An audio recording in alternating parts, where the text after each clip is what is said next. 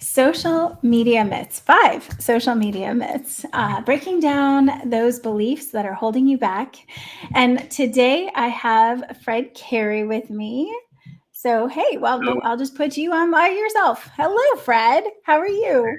I'm good, and you're going to be doing a lot of the talking, and I will be doing commenting. So it's going to be a Fred wanted refer- to be able to add his commentary to my 5 social media myths, and in one we actually disagree. There you go. right. So as Woody Allen said in an old movie, when you have commentary and dissent, you have dysentery.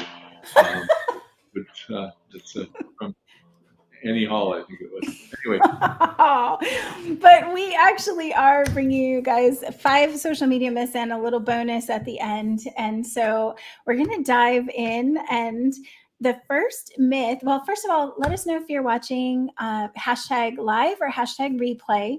And I forgot to introduce myself. So that's how thrown off I am today. I have a lot of little puppies behind me that are just really distracting.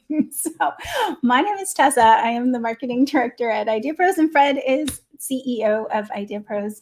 And well, Fred, before I do anything, I mean, you're one of the most successful social media people that I know. And I just have to say that we appreciate you being here with us. How many people are on your Instagram, the official Fred Cary? um, Many. uh, over 500,000. So when we are going through this, we're going to keep asking Fred what his tips are for us throughout this show on social media. But the first myth is actually, let me get over to my myth list here. Isn't that fun? I just lost it. Oh my gosh. Okay. So the first myth is that you need to be on every social media platform to be successful. And the truth is that you don't have to be on every single social media platform if your audience isn't there, because you don't want to just go over and be on TikTok if your audience isn't going to consume and care about your information over there. Right, Fred? Well, yeah. In fact, some companies don't even need to be on social media at all because of what it is they're selling. You don't want to, I don't know, if you have a plumbing service, show the best toilet you've worked on today. There's certain things that are not accelerated by your presence in social media. And social media takes time, effort, energy, and if you're not going to get a return indirectly or directly from it, then you shouldn't be on it. Like, for example, if you have a business that's really focused on other businesses, you're going to really want to highlight yourself in LinkedIn and maybe in Facebook, because in Facebook you can really drill down and reach out to very specific audiences. But certainly with a B2B thing, you would do LinkedIn. If you have something that's really for a very young generation, you really want to build out your TikTok. But you have to, whatever it is that you build out, you really need to be relevant, authentic. You can't just show here's my golden widget, and here's another shot of my golden widget, and here's another shot of my golden widget. You have to have interesting, engaging stories to start building an audience, start building your brand. But choose your forum consistent with where that audience is that you're trying to reach. Absolutely. And I think it's important too that you enjoy it enough to go do it in this platform if you're going to be doing your own social media, or you find somebody who does like that platform. Because if you just can't stand TikTok and you're expecting yourself to go do these posts on a regular basis, it's not realistic that you're going to keep doing that if you can't stand being on it. So either it's one that you like and your audience likes, or you find somebody that loves that channel. It makes a Yeah, huge difference. yeah, and by the way, there are all sorts of services that are fairly inexpensive that'll do a lot of that work for you. There are automated services as well. And one other thing I would point out that we're doing, for example, like what we do here on Facebook is completely different than what I do on Instagram, right? Because here we go in depth. And if you go on ideapros.com/blog, you'll see everything that we've ever talked about, all indexed by subject matter. So this show is for real entrepreneurs who are really trying to build businesses, and this gives you the kind of nuts and bolts on how to do it, why to do it, and some of the tricks of the trade that you really need to think about. Whereas on the social media, on Instagram, it's more focused on me giving life tips, trying to teach you how to be a better person, and giving you entrepreneurial tips too, and little sound bites, more on an inspirational than instructional basis. So we're using two different platforms, but we're using them in two different ways. Right. And you can actually turn content into little pieces. Sure. Like this show can become little clips to be consumable in different platforms. So you don't always have to have a totally different thing you're doing in both. But I completely agree. There's certain types of content on certain platforms that's going to Right. do better. Right. So know that. Yeah, and a good point there. Even I've been doing podcasts as a guest regularly, 3 or 4 a week in different shows, and you'll see if you go to my Instagram page, you'll see several of my posts are me with headphones on. If you see me with a headphone on, it's because it was a little snippet taken out of a 1 hour podcast and repurposed. So smart. You don't have to do the extra work. Awesome. Well, myth number 2 is that social media is only for tech savvy people. And I actually have a lot of people who tell me, well, Tessa, I can't do this. This is just too hard. But I have to say that when you are committed to doing it, I know Fred, he started, well, I have to say, Fred did not want to be on video when I first met him 4 years ago. He told me no to being on social media and no to being on video, which eventually changed. We worked him into being able to do being willing to do these shows. And then eventually, I mean, now you do content every single day. Yeah, tell me about it. But you had to learn the technology. You learned video editing. You learned all these things. So do you have any tips for people who think they can't do this because they're not tech savvy? Yeah, you probably can't. This is one area where we disagree a little bit. Here's the only reason that, and it's not even a disagreement. You can. Anybody can learn how to do this. Hey, here's your phone. Do something and post it. Anybody can do it. The thing that I worry about is protecting your brand. True. And when you're like, especially if you're working with us, but any company that's building out their own brand, you're taking the time and effort. The stuff that we do on branding ourselves, you can go to LA or New York and pay $100,000 all day long to get that naming, branding, positioning work done. And a lot of our partners don't understand the cost it would take otherwise. But if you're going to really do it on a professional basis, it can cost that much. Let's say you get a cheap one, 20 grand. And then you go on Instagram and you have these hokey videos and photos that are not consistent with the elevated nature of your brand. You're better off not doing it all. But yes, I do agree. Anybody can do it. Not everybody can do it in a way that's going to really showcase your brand. And social media is a place to really showcase yourself. So I think that's what's important too, is that you lay the foundation. When you're delegating out your social media or you're giving it to someone else, you have to have clear expectations on what you want and need. I know with Fred, it's, he's very particular on grammar and proper, spelling. Everything has to be correct, and that's the right thing to do, but you have to lay that foundation before you start working with somebody, and you want to say your brand colors and everything about you that you want to have come into the post for sure. And I do think that people can do this. There are tools now. Video editing, even inside the platforms, is so good now that you can almost do everything inside Instagram or TikTok. You have tons of video editing right there inside the program. But I highly recommend Canva and all of the tools that you have in there. You can keep your brand consistent with a brand kit, and it pushes all the colors over into the posts. You can keep your fonts. Those are the biggest things to me. Color, font, your imagery, your vibe, if you will, has to stay consistent so that somebody can look at it and know this is you. It's not some other brand like Coke. You always know what you're looking at with Coke, Nike, all these brands. I mean, you see it, because they're keeping consistent they're not changing the font on every other post. So Yeah. you can do it. There are tools, and I will put in the chat if you guys want the tools that I love for social media. You can hashtag tools, and I will send you over my list of all the tech that I love, everything. So now that one was number By the two. way, I want to say hi to Bill from Goliath. I know Yes. Bill went off on his own journey, but he and I have been apping every once in a while, and it looks like he's very close to being ready to launch. And I can't wait to see that because I want one. I do. Well, Bill, put your link. I'll come back to it and make sure that we cover that too. But yes, it is extremely difficult, Sean. Yes, it is to keep your brand consistent, especially when you're in that phase of like still not with the product that you can show yet. So branding and keeping consistency before you actually launch is possible to keep that mystery and yet your brand and not dilute your brand too much. So Yeah. number 3 on the Great. myths. And Martin, thank you yesterday for the whiskey that you sent me Oh, nice. for my birthday. Thank you. Aw. Well, thanks for being live with us too, Martin. I know we sometimes we get to have you for the whole time. So yes, awesome. Okay, so yes, happy birthday, Fred. I forgot to say happy birthday.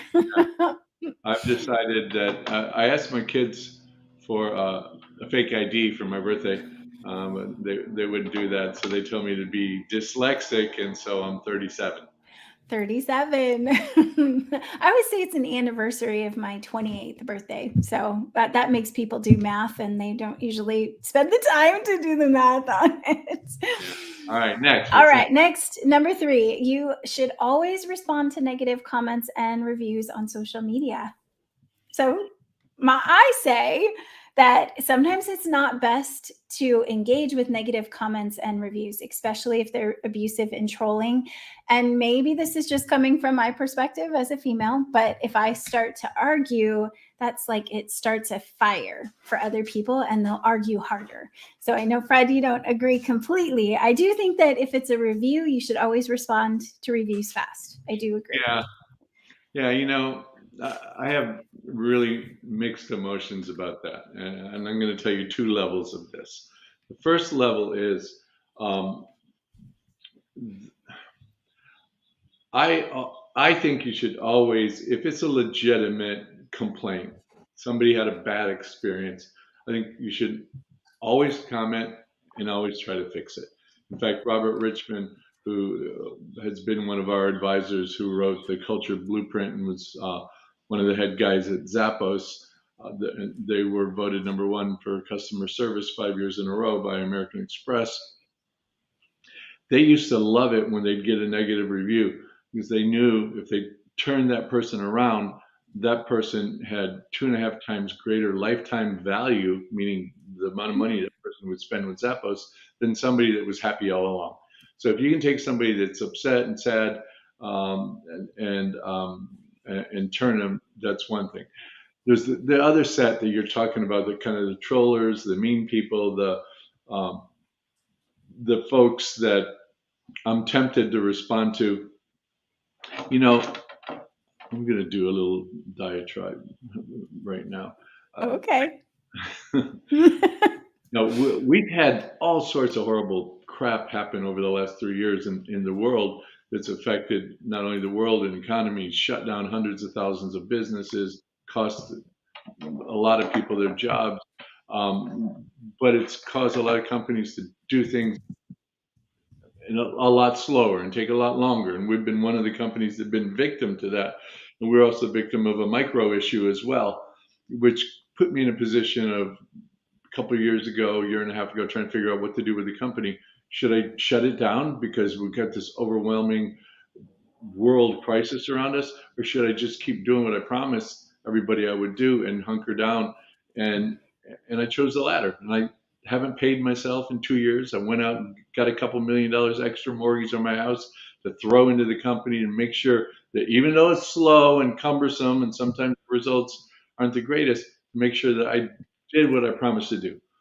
And yet there's this little subset secret Facebook group, from what I heard, that basically thinks that like I'm the devil, that I take people's money and we don't do anything. And meanwhile, sitting here working, not being paid for 2 years, and you're really tempted to go out to people like that and say, what the hell are you talking about? And yeah, things can be slow and things can be hard and things maybe don't work out the right way the first time around. But I'm committed to you, and you should be committed to me.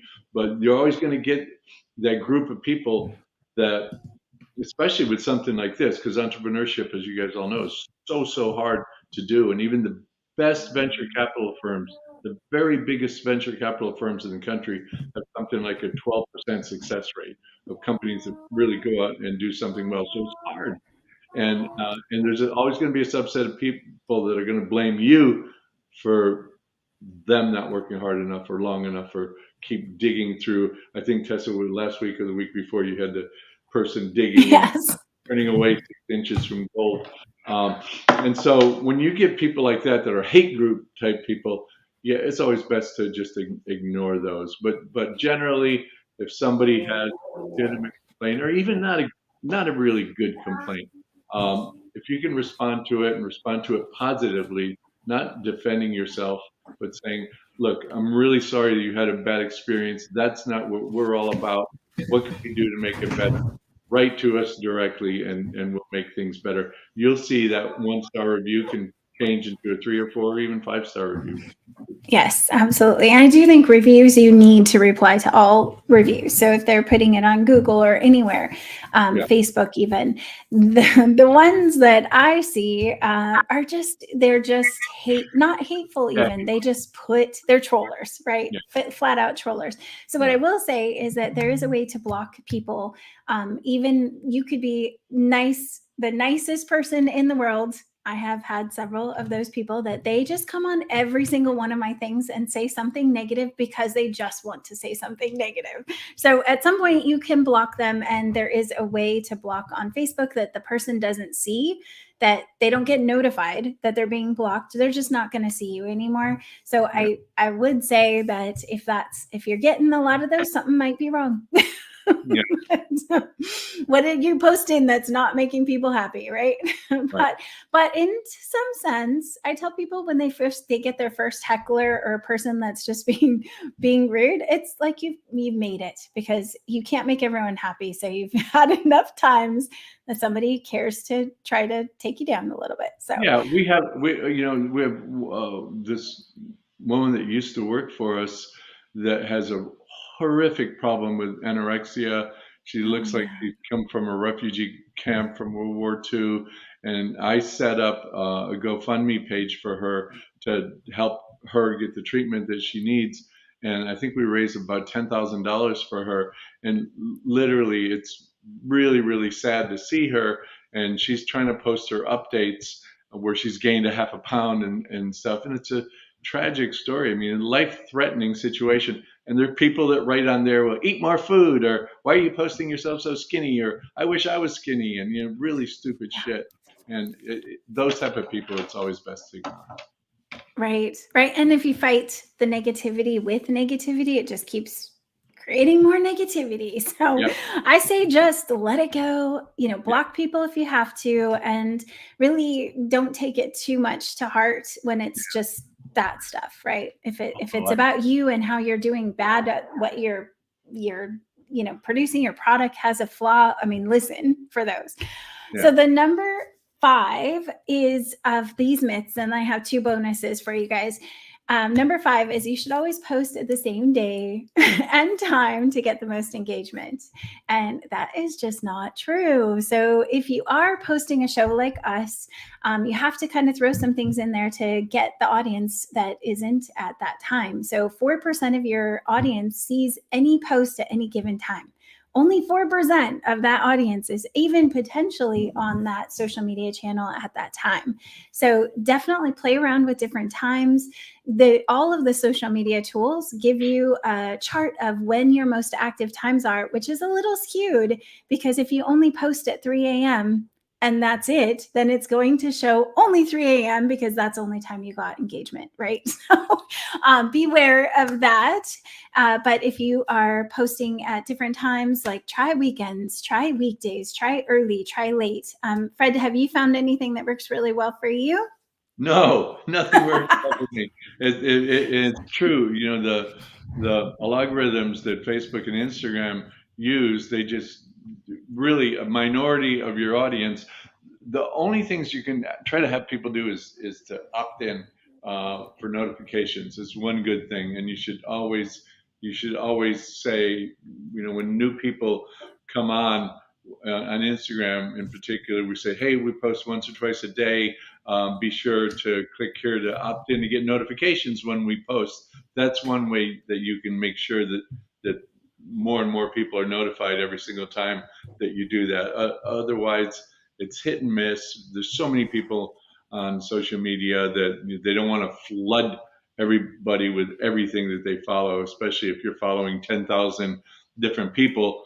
They don't want you to get 10,000 things all at once. So make yourself stand out. You can set up separate groups. You can do on Linktree. You can actually set up like a WhatsApp groups and things like that to send notifications to people who are in your when you have something special, they're part of your followers. You can do things outside the box to increase that result.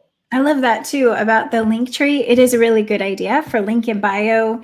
In Instagram, you can only have one link, right? And none of the posts really, I mean, you can actually do some stories that link and whatnot, but they discourage linking. So link in bio is really helpful to get people to what you want. Mhm. When they come into that link in bio, you have your other options. So you can check out Fred's on Official Fred Cary. I have one on Move to CEO too that you can check out and see, but you can put the most important things, the relevant things. And then I use text marketing. And obviously you guys know if we have a show coming up, you'll get texted and you'll get emailed that the show is coming up. So you can increase your followers, which in today did not fire. So we don't have as many as we normally do. So you can see the value in it. But that was my 5 myths, and I have many more, but I didn't want to wear you guys out on Easter. But also, weekend. here's an example. There's somebody claiming to be Yes, I know. I was going to say, look, we have some. We have our own. That's a little stalker guy that basically says, you know, look out. Goliath was supposed to launch 4 years ago. He went out on his own, and he's doing his own thing. He's doing really well, and trying to get the best price and trying to get the best result. You know, Bill and I we're not partners any longer, but he's doing a great job. It takes time. I mean, I have a guy up the street that spent $650,000 in 5 years to build an app, and he's just launching this summer. You know, it has nothing to do with us. These things take time, and you really Well, need. there you go. This is Bill himself. So Yeah, he's saying they did go their separate ways, but yeah, I think that's really important. And as business owners, not all partnerships work. right. So, Bill's gonna launch it. He's got a great product, and I can't wait to see it. And but for example, the Caddy yes, launched recently. It took him 4 or 5 years to do it, you know, and it took Google 10 years to be known and to make any money. They were called back rub. You know, this stuff takes time, guys. yes, And just because somebody's taken a few years to do something doesn't mean it's not going to happen. It's that right. persistence and resilience that's going to make the difference for each of you. Whether you're working with IdeaPros, whether you're doing it on your own, there's certain people like Bill is a real entrepreneur. He's going to pull it off, no Yes. matter how long it takes. Sean has been thinking about his idea for a decade and a half, and he's getting ready to launch. So you know, they're just you're either an entrepreneur or you're a complainer. Right. Well, and Sage, speaking of social media, obviously Sage is doing amazing, 88,000 on Instagram Sage right now, and he doesn't have his app launched yet. You can Yeah, get to a website, but he's building his followers way in advance. So when yeah, he does, smart, everything's going to be easy for him to flow really. into. Awesome. Well, we have 2 bonuses for you. So one of my bonuses, and this is because I'm a numbers nerd, that's that it's a myth that social media followers and likes are the only metrics that matter. And truly, engagement is more important in many cases because that's clicks, comments, shares. That's showing that they actually like what you're saying. So you can have followers, you can have bot followers, you can have junk followers, you can have someone who just, thought that you were cute that day. But the real numbers are in how many people love you and really love to consume what you're putting out there. Friends lives, you have people that show up from all over the world for your Instagram lives, but they are just needing the information, right? So Yeah. oh, sorry. Here, let me take that little guy off of there. So I don't know how I put that there. Okay, there. But numbers are, the engagement is really important, and getting your engagement up means, actively participating in like conversations. So I recommend before you post for 30 minutes, go be nice on social media, and then post, and then be nice for another 30 minutes. And you're gonna see a huge improvement in the number of people who see the post that you just did. Yes, it's not the perfect, I'm gonna schedule it and it's gonna be really easy. I'm just saying that social media, if it were just that easy for us all to schedule it, then we'd all have a bajillion followers and be selling our products on all the posts. So just know that if you put the effort in to find the people and to build relationships, that effort comes back to you in those engagements and people who really love you. Oh. Now Fred's tip, that's my tip. Now Fred's bonus tip is about influencers. Yeah, my tip's about making money. Most important tip, not just posting. What? most important tip for everybody. Right now, in fact, we're working with a company that does this, but there's others out there as well. You can find macro influencers, smaller level influencers, people that have 10,000 followers, 50,000 followers in that arena, maybe even 100,000, that will basically work for food, which means they'll work for free product. We have one company that we work with that I think they charge somewhere between $3,000 and $5,000 a month. They have it all set up and everything, and you send free product. But you can literally have 1,000 influencers be your sales force and give them all affiliate codes. And so every time they talk about one of your products and one of their fans clicks on it and buys it, you give them a commission, 10%, 15%, whatever is negotiated. But now, rather than sit there and try to build up your own following, which is going to take you years to do, you can think about it, if you have 100 influencers working with you, or let's just 10 influencers, because my math, I don't want to have to think too hard. So 10 influencers working with you that have 100,000 followers each, that's 1 million people that you're reaching by giving a few $1,000s in free stuff for them to promote. So if you can find influencers that really resonate with whatever brand you have, if you have a beauty brand, you're gonna look for beauty influencers, and even it could be like mom groups moms that want to get back to where they were before they had that damn kid, or exercise groups, or different things like that. Find the right ones that'll work for food, and all of a sudden, with a few grand a month, you're going to have a whole lot of action, because you're going to have your own built-in sales force selling your stuff on social media instead of you trying to do it yourself. So that's gotten bigger and bigger way to do it. And oh, by the way, the smaller influencers have more have more influence than the bigger ones. Why? Because the bigger ones, if you go to Kardashian, somebody's paid her $1 million to do a post or story that disappears in 24 hours. When you look at it, you know that it's a paid promotion. If you're going to somebody that has 10,000 followers, the chances are that person is just a really popular person amongst her or his friend group, and is very likely to know a lot of those people and engages heavily with them. So you may see somebody with 10,000 followers that get 8,000 likes on one of their posts. So there's a lot more engagement and there's a lot more credibility. It's like your next door neighbor that is a really good cook. He or she tells you that, I tried this restaurant down the street, it's awesome. You're going to believe that a lot more than you're going to believe a Yelp review. So it's a great resource. Just remember, if you want to make money, you're going to have to spend some money. I mean, that's the way life is. And, You got to invest a little bit in making this all work. Well, and Freddie, you mentioned a couple of things that I just wanted to go back to really quickly. And specifically, when you're working with influencers that are willing to do the work for food side, that user generated content, or UGC, is one of the most effective ways that you can sell anything: apps, products, services.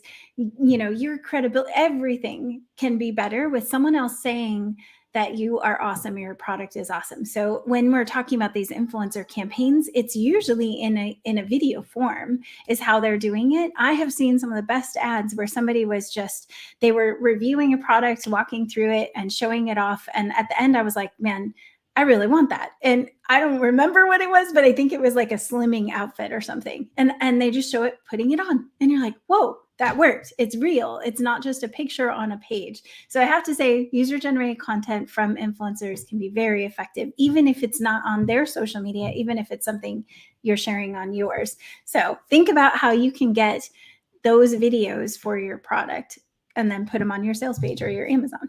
Yeah. All right. So I have one person wanted to say something special. Happy birthday, Fred. Vanessa.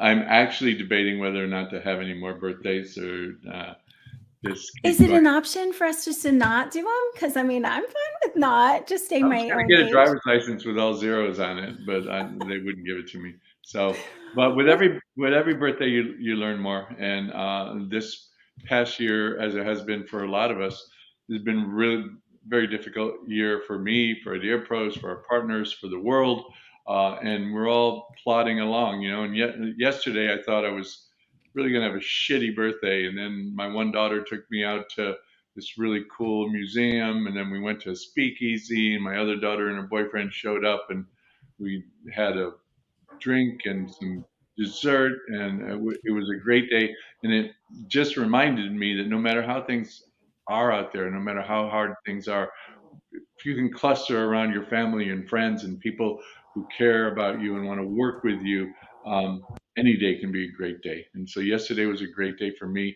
and today's a great day for me too, with all you guys on there. So. Aww. Well, thank you, Fred. We'll let you go for your weekend. I hope you have a lovely Easter weekend, and I'm just going to say goodbye to these guys. So thank you. All right, guys. So Vanessa, I wanted to put Get Zwizzy up because you are actually, I have my product on my way to me. I'm so excited. And then we have Sage Scheduler. We talked about Sean Reed, and he mentioned 18 years ago, he started his Sage journey. I think that's amazing that you've had that fire for that long. Congratulations. And then we also had, I think, Bill, I was going to just put this up. Happy Easter. Oh, thank you. Yes, I have a busy weekend, very busy weekend planned, but we're going to end with Vanessa's comment.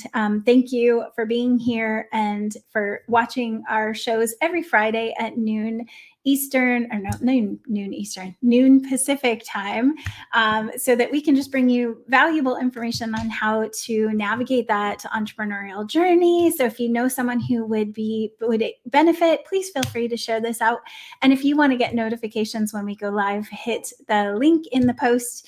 There's a link that goes to the reminders, but it also has questions on that same page. We've changed things a little. So if you have any questions or topics you want us to cover, let us know. I have two next. I have next week. I am actually out of town, so it will be a recording, but it's going to be an awesome recording of some valuable information fully packed for y'all.